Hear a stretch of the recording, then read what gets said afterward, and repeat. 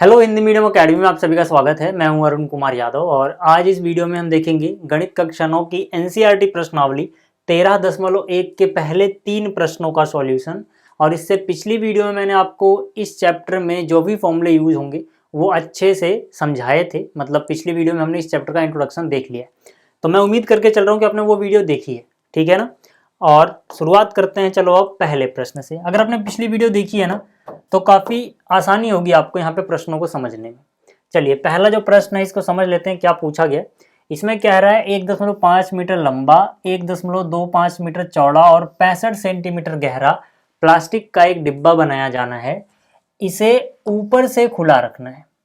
Plastic sheet की मोटाई को नगण्य मानते हुए निर्धारित कीजिए कि पहला, डिब्बा बनाने के लिए आवश्यक प्लास्टिक सीट का क्षेत्रफल कितना होगा।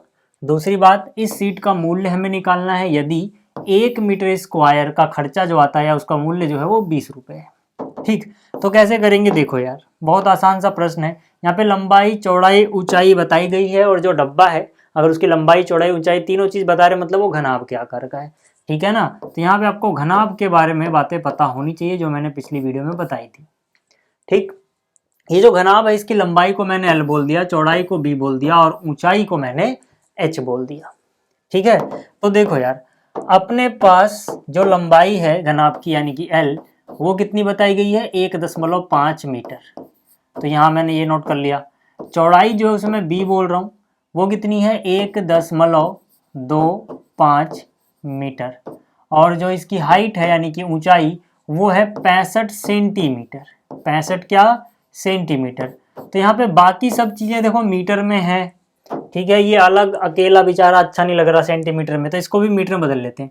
मीटर में बदलोगे तो कितना हो जाएगा 0.65 मीटर, ठीक है। 1 मीटर में 100 सेंटीमीटर होते हैं, मतलब सेंटीमीटर से अगर आप मीटर में बदल रहे हो तो 100 से भाग देना होगा, है ना। 65 सेंटीमीटर था, 100 से भाग देने के बाद ये मीटर बन गया। 100 से भाग दे रहे मतलब 2 जीरो है तो 1 2 के बाद दशमलव लगा दो मतलब 0.65। इसके पहले तो आप जीरो लगा सकते हो। तो इस तरह से ये आया, ठीक। चलिए अब देखो, अब यहाँ पर जो बोला गया ना कि जो डिब्बा है ये ऊपर से खुला है। ये डिब्बा क्या है, ऊपर से खुला हुआ है, आपको याद रखना है। यानी कि जो इसका छत है इसका क्षेत्रफल नहीं निकालना। तो मैंने आपको देखो पिछली वीडियो में बहुत अच्छे से क्लियर किया था कि ऊपर से खुला है या फिर नीचे से खुला है, ऐसा केस जरूर मिलेगा आपको, ठीक है। इसके लिए मैंने आपको जो फॉर्मूला लगेगा वो भी बता दिया था। मैंने आपको बताया था या तो आप इसका पूरा क्षेत्रफल निकाल लो यानी कुल पृष्ठीय क्षेत्रफल और जहां से खुला उसका एरिया घटा दो, या फिर आप इसकी चारों दीवारों का क्षेत्रफल निकाल लो यानी पार्श्व पृष्ठीय क्षेत्रफल और उसमें छत का एरिया मत जोड़ो, लेकिन फर्श तो ठीक है ना इसका भाई, ऊपर से तो खुला है नीचे से तो ठीक है, तो नीचे वाला एरिया जोड़ दो यानी L इंटू बी। तो वही हम यहाँ करने वाले हैं। आप कोई सा भी तरीका लगा सकते हो। मैंने लिखा यहाँ पर प्लास्टिक का क्षेत्रफल या आवश्यक प्लास्टिक का क्षेत्रफल, ठीक है। यहाँ पे आप लिखेंगे आवश्यक प्लास्टिक का क्षेत्रफल, ठीक है भाई। क्या होगा प्लास्टिक का क्षेत्रफल, किसी भी एक तरीके से कर सकते हो। जैसे अगर मैंने मान लो कुल क्षेत्रफल निकाल लिया 2LB plus BH plus HL, ये होता है इसका कुल पृष्ठीय क्षेत्रफल, ठीक। लेकिन कुल पृष्ठीय क्षेत्रफल में निकालना नहीं है, हमें छत का एरिया माइनस करना है।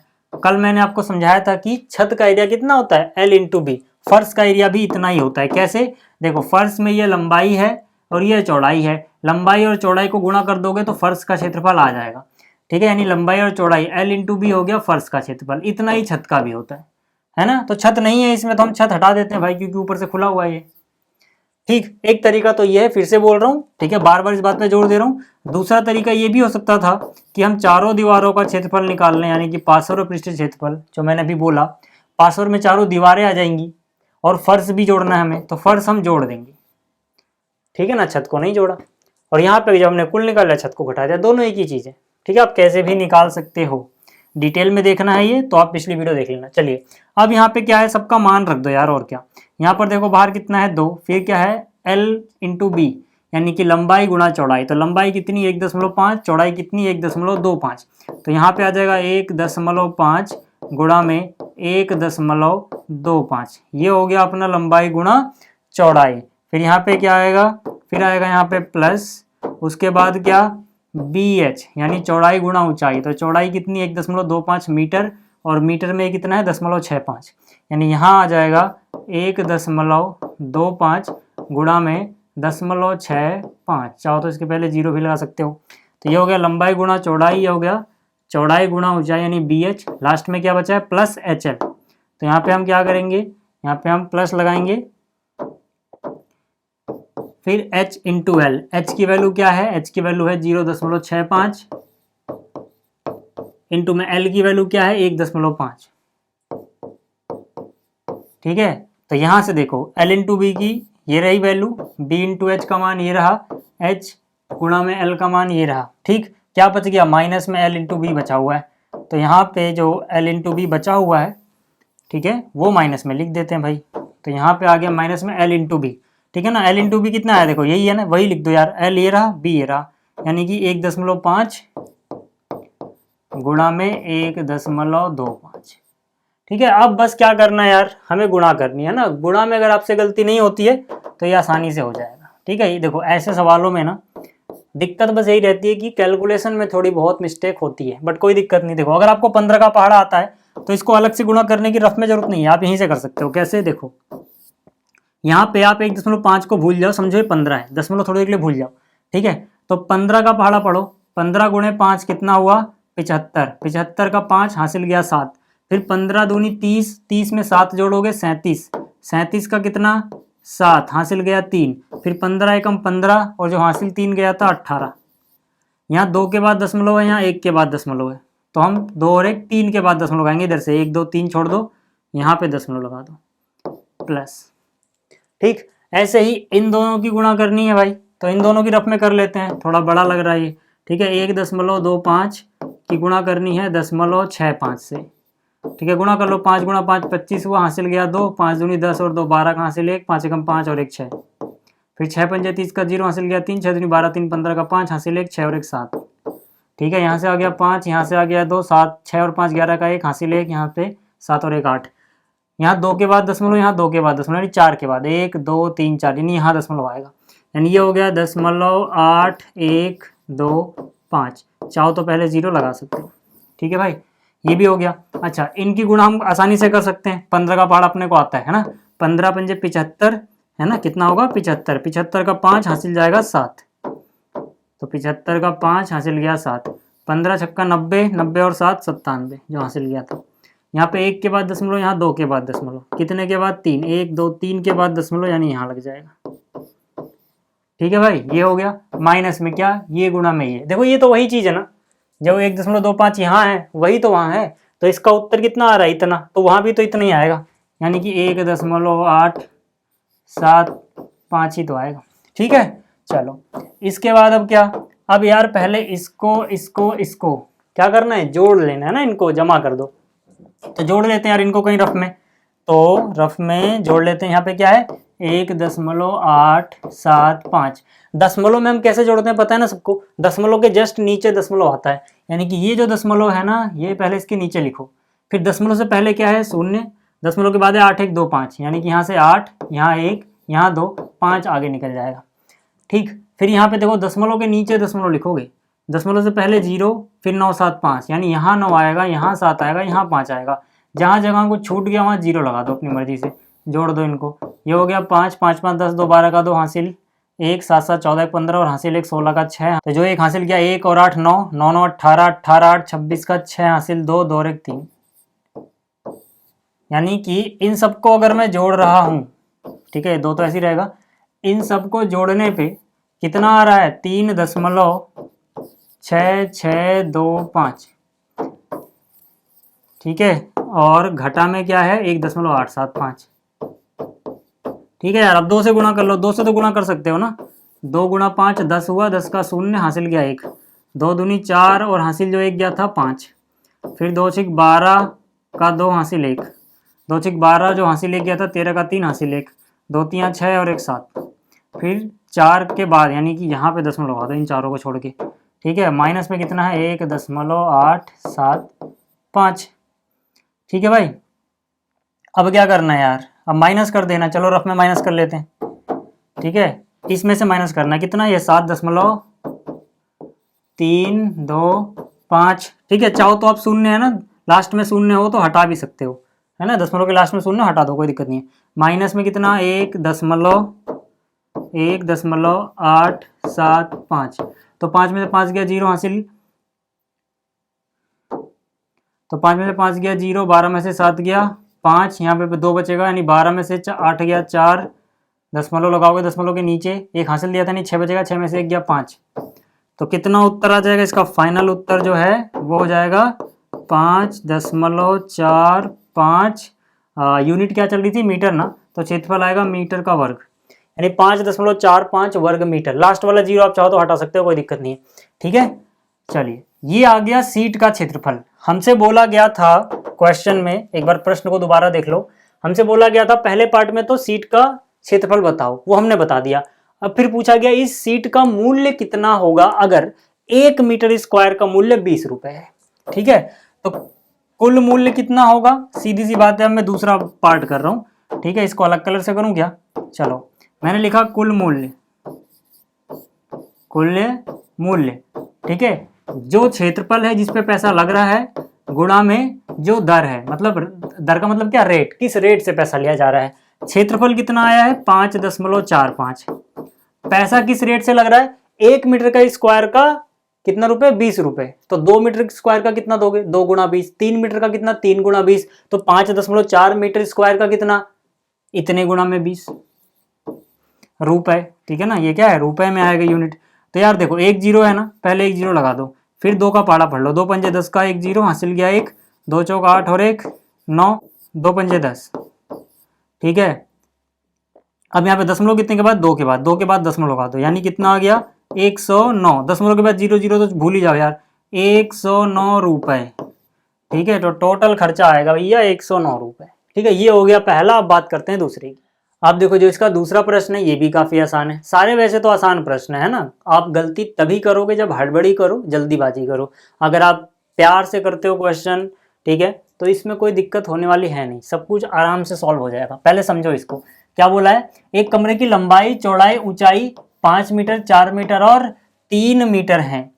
रुपए 7.50 प्रति वर्ग मीटर की दर से इस कमरे की दीवारों और छत पर सफेदी कराने का व्यय यानी खर्चा ज्ञात करना है। तो देखो यार, कमरे की लंबाई अपने को बताई गई है ना, क्या बताई गई है? लंबाई कितनी है? पहले लंबाई बोला है तो पहला क्या है? लंबाई यानी 5 मीटर। कमरे की चौड़ाई अपने को बताई गई है, दूसरे नंबर पे चौड़ाई है, दूसरे नंबर पे क्या लिखा हुआ है? 4, यानी 4 मीटर चौड़ाई की वैल्यू है। फिर ऊंचाई है, यानी कि h4 हाइट या ऊंचाई कितनी है? 3 मीटर, ठीक है। और जो दर है ना, ठीक है, खर्चे की दर बताई गई है 7.50 प्रति वर्ग मीटर, यानी कि हर एक वर्ग मीटर पे सफेदी होगी तो इतना खर्चा आएगा। तो पहले हम क्या पता लगा लेंगे? कितने वर्ग मीटर पे सफेदी हुई है, उतने से इसको गुणा कर देंगे, है ना। तो हम बोलेंगे दीवारों और छत का क्षेत्रफल, क्योंकि यही तो सफेदी हो रही है भाई, चारों दीवारों, ठीक है, और छत पे ही तो सफेदी हो रही है। आप यहाँ पे थोड़ा और अच्छा से लिखने चाहो, लिखो चारों दीवारों, है ना, चारों दीवारों पे करा रहे हैं। तो फिर से इसका हमारे पास क्या सॉल्यूशन है? या तो हम कुल क्षेत्रफल निकाल लें, ठीक है ना, 2LB प्लस में BH प्लस में HL माइनस में कर दें LB, यानी छत माइनस, वो फर्श माइनस कर दो। इस बार फर्श का भी एरिया L इंटू बी होता है। एक तो ये तरीका है, इस तरीके से हमने पिछला प्रश्न किया था। दूसरा तरीका क्या है? हम चारों दीवारों का निकाल लें। चारों दीवारों को क्या होगा? ये 2HL प्लस बी, और इसमें क्या कर दें? इसमें जोड़ दें छत का एरिया भी। छत का एरिया कितना होगा? L into B. छत और फर्श दोनों का L भी होता है। वहां पे हमने फर्श घटाया, यहाँ पे छत जोड़ा है।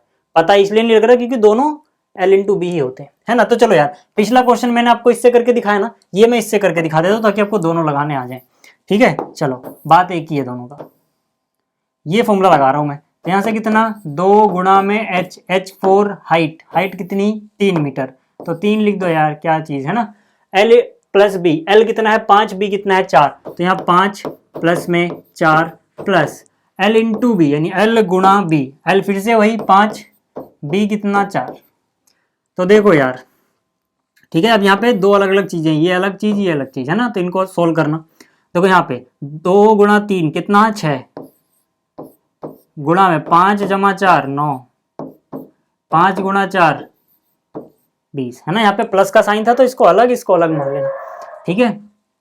अब यहाँ से 6 गुणा में 9 54, जमा में 20, 54 20 कितना 74, 74 क्या यूनिट क्या चलती है मीटर, ठीक है। भुजाएं मीटर में है तो क्षेत्रफल मीटर का वर्ग यानी वर्ग मीटर में आएगा, मीटर के सर पे छोटा सा 2 यानी मीटर स्क्वायर।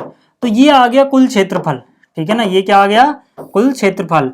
अब हम बात करेंगे, क्या पूछा गया था, कुल खर्चा ना, ठीक है, कुल खर्चा, व्यय ज्ञात करना है, दर ये रही, ठीक है। तो हम बोलेंगे कुल व्यय, कुल व्यय, कुल व्यय कैसे आएगा, वो क्षेत्रफल जिसपे हम सफेदी करा रहे हैं गुणा में रेट, रेट यानी दर, किस रेट से पैसा लिया जा रहा है। क्षेत्रफल कितना 74 मीटर स्क्वायर आया है, और गुणा दर कितनी है, देखो दर है 7.50, ठीक है ना, इतने रुपए हो जाएंगे टोटल। 1 मीटर का, 1 वर्ग मीटर का इतना रुपए लगता है, 74 वर्ग मीटर है, 74 से गुणा कर दिया, कुल खर्चा आ गया। इनको गुणा करोगे ना आपको मिल जाएगा 555, ठीक है ना, गुणा करके देख लेना। तो 555 रुपए ये हो गया। चलिए ये भी होगा। अगला प्रश्न देख लेते हैं। अब देखो जो अगला प्रश्न है ना, ये भी काफी इजी प्रश्न है। इसमें बोला गया किसी आयताकार हॉल के फर्श का परिमाप 250 मीटर है, यदि ₹10 प्रति वर्ग मीटर की दर से चारों दीवारों पर पेंट कराने की लागत 15,000 रुपए हो तो इस हॉल की ऊंचाई ज्ञात कीजिए, ठीक है। हॉल कैसा है, घनाभ के आकार का है। आप कहोगे यहाँ तो आयताकार लिखा हुआ है, ठीक है, आप क्या बोलोगे, भैया यहाँ पे तो आयताकार हॉल लिखा है और मैं क्या बोल रहा हूँ घनाभ के आकार का है, ठीक है। देखो यहाँ पर जो आयताकार लिखा है उसका मतलब समझ लो पहले। आयताकार लिखने का मतलब है कि इसका हर एक दीवार, इसका फर्श, इसकी छत आयत के आकार की है। लेकिन जाहिर सी बात जब इसमें ऊंचाई है तो घना भी होगा ना यार, ठीक है। भाई यहाँ पे जोर दिया गया है फर्श पे, अगर मैं इसका फर्श देखूं तो फर्श आयत के आकार का है, ठीक है, और इस फर्श का परिमाप दिया गया सिर्फ, ठीक है। तो हम बोलेंगे, ठीक है, हम बोलेंगे आयताकार फर्श का परिमाप, यहाँ पे हम लिखेंगे आयताकार फर्श का परिमाप, ये हमें बताया गया है। कितना बताया गया भाई साहब, 250 मीटर। अच्छा इससे पहले आप ये लिख लेना यार, चलो मैं लिख देता हूँ, है ना, ये भी लिखना जरूरी है नहीं तो नंबर कट सकते हैं। ये लिख लेना आप खुद, माना इसकी लंबाई बराबर L मीटर है, ठीक है, चौड़ाई बराबर B, चलो हिंदी में लिखता हूँ, मीटर है, ठीक है, हिंदी में लिख देता हूँ, अभी हम हिंदी मीडियम में पढ़ रहे हैं, ठीक, और ऊंचाई बराबर H मीटर है। ये फिगर बनाने की जरूरत है नहीं, ठीक है। वैसे अगर आप फिगर बनाओगे तो यहाँ नहीं लिखोगे तब नंबर नहीं कटेंगे।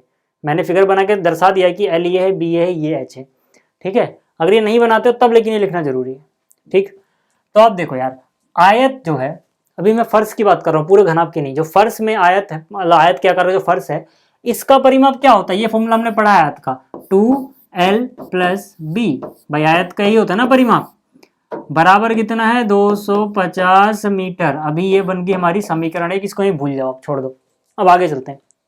अब देखो यहाँ पर खास बात क्या है, यहाँ पे हमें कुल लागत यानी कुल खर्चा बताया गया है 15,000। देखो कुल खर्चा कितना बताया गया है, अब यहीं से क्वेश्चन आसानी से हो जाएगा।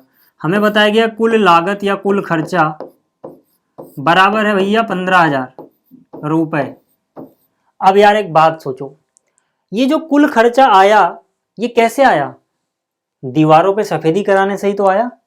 तो यानी कि जो कुल लागत है वो कैसे होनी चाहिए, दीवारों का क्षेत्रफल, ये होनी चाहिए दीवारों का क्षेत्रफल कितने वर्ग मीटर है उसको गुणा कर दिया होगा जो दर है, यानी किस रेट से पैसा लग रहा है सफेदी कराने का, ठीक है ना। मैं समझा देता हूं ये मैंने क्यों लिखा। जैसे सोचो आप सिंपली आप बिस्कुट खरीदने गए और आपका कुल खर्चा आ गया 20 रुपए। आपका कुल खर्चा कितना आ गया 20 रुपए। तो यार आपने जो 20 रुपए दिए वो कैसे दिए होंगे, पहला कि किस दर से बेचा गया, यानी किस रेट से बिस्कुट बेचा गया। मान लो एक पैकेट बिस्कुट 4 रुपए का था, तो आप जितने पैकेट बिस्कुट खरीदोगे उसको उस रेट से ही तो गुणा करोगे। आपने मान लो 5 पैकेट खरीदे और एक पैकेट का दाम 4 रुपए था, यानी दर 4 रुपए थी, तो 5 गुणा 4 20 रुपए टोटल खर्चा आया। तो वैसे ही यहाँ पर टोटल खर्चा कैसे आएगा, जैसे वहां बिस्कुट खरीद रहे थे यहाँ आप सफेदी करा रहे हो, सफेदी कहाँ करा रहे हो, दीवारों के क्षेत्रफल पे। तो यहाँ पे खर्चा आएगा भाई, जो दीवारों का क्षेत्रफल था वो कितना था, कितने वर्ग मीटर, और जैसे वहां एक पैकेट का दाम से गुणा किया था, वैसे यहाँ 1 मीटर स्क्वायर पे कितना खर्चा लग रहा है उससे गुणा करेंगे, यानी दर से। तो यार दीवारों का क्षेत्रफल जो होगा चारों दीवारों का, क्योंकि ये घनाभ है तो इसका हम क्या निकाल देंगे, पार्श्व पृष्ठीय क्षेत्रफल, वो होता है 2HL + B। ये मैंने आपको पिछली वीडियो में बताया था। ये आ गया चारों दीवारों का क्षेत्रफल, ठीक है, वर्ग मीटर में, क्योंकि इसकी लंबाई चौड़ाई ऊंचाई हम मीटर में ले रहे हैं। और दर, यानी कि जैसे वहां एक पैकेट का दाम था, वहां 1 मीटर स्क्वायर का दाम कितना देना पड़ रहा है, ठीक है, ये हमें बताया गया 10 रुपए, बराबर आ गया 15,000। चाहो तो आप ऊपर देख सकते हो, जो दर है 1 वर्ग मीटर की वो है 10 रुपए, ठीक। अब यार देखो, अब हम यहां पर क्या बोलेंगे, हमें ऊंचाई निकालनी है इस हॉल की। इस हॉल प्रश्न में क्या पूछा गया था, ऊंचाई बताओ। ऊंचाई h है ना, मैं h पहले लिख देता हूँ। h अगर मैं लिख दूंगा तो मेरे पास क्या बचेगा, मेरे पास ये 2 बचेगा और ये l जमा b बचेगा, 2l जमा b। इसका मान मुझे पता है यार, 2l जमा b का मान मुझे पता है, कितना, 250। तो मैंने क्या किया, इस 2l + b की जगह क्या लिख दिया, 250, और गुणा में 10 ये रहा, बराबर में 15,000 ये रहा। जिसको नहीं समझ में आया फिर से समझ लो भाई साहब। 2 ब्रैकेट के अंदर l + b का मान मेरे को पता है 250, इसीलिए 2l जमा b की जगह 250। यहाँ पे h नहीं है तो मतलब h बचा रह जाएगा, h देखो ये रहा, ठीक है, और ये सब कुछ सेम उतार दिया। अब यहाँ से h का मान निकालना है, बहुत आसान है निकालना। 15,000 अपने घर पे रहेगा, ये जो 2 गुणा 250 गुणा 10 यहाँ पे ऊपर ही है, भाग में चला जाएगा, यानी ये सारा आ गया यहाँ पर भाग में। जैसे ये आया 0 से 0 गया, 0 से 0 गया। 25 का पहाड़ा देखो, 25 गुणा 6 150 होता है, यानी 25 का पहाड़ा 6 बार पढ़ोगे 150 आ जाएगा, ठीक है। लेफ्ट में क्या बचा हुआ है, लेफ्ट में बचा हुआ है हाइट यानी h, ऊंचाई, और उधर के बचा हुआ है 6, इकाई क्या चल रही है, मीटर। तो ये 6 मीटर हो गई हॉल की ऊंचाई। तो मैं उम्मीद करके चल रहा हूँ कि यार ये प्रश्न आपको समझ में आए होंगे। बहुत बढ़िया से समझाया मैंने, एकदम आहिस्ता आहिस्ता। तो इस वीडियो में इतना ही, जल्दी मिलेंगे अगली वीडियो में। इस वीडियो को देखने के लिए धन्यवाद, थैंक यू।